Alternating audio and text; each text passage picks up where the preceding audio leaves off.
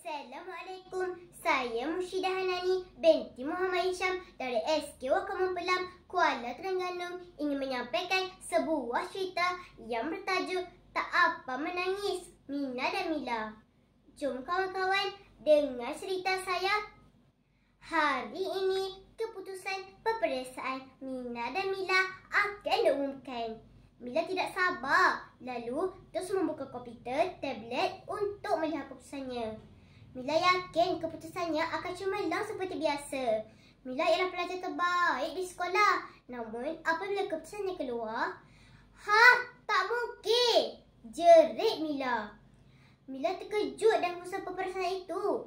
Dalam banyak-banyak subjek telah mendapat keputusan cemerlang, Mila telah mendapat B bagi subjek pendidikan seni.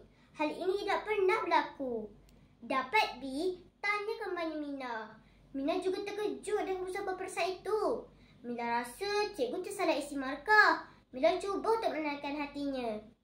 Suatu malam tengah hari, Mina rancak berborak dengan Umi dan Baba. Manakala Mila hanya tunduk mendiamkan diri.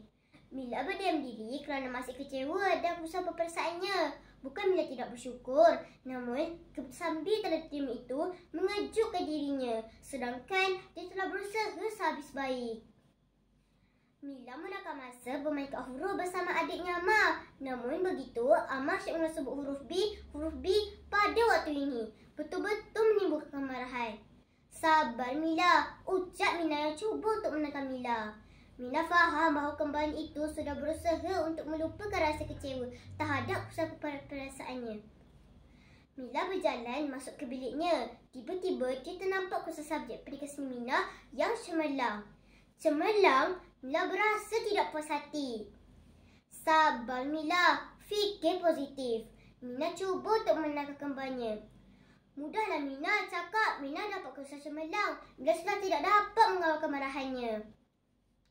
Umi terdengar perbualan Mina dan Mila. Umi cuba hapus mereka dan menenangkan keadaan. Kenapa ni? Tanya Umi. Mila kemudiannya menangis sesak-sesak. Lalu terus membela Umi. Tak apa sayang. Umi cuba untuk menenangkan Mila.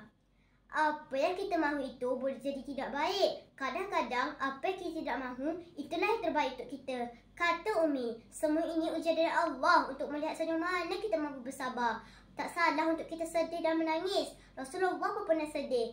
Jelas Umi. Umi akan sentiasa ada untuk menemani Mina dan Mila hadapi sebarang ujian.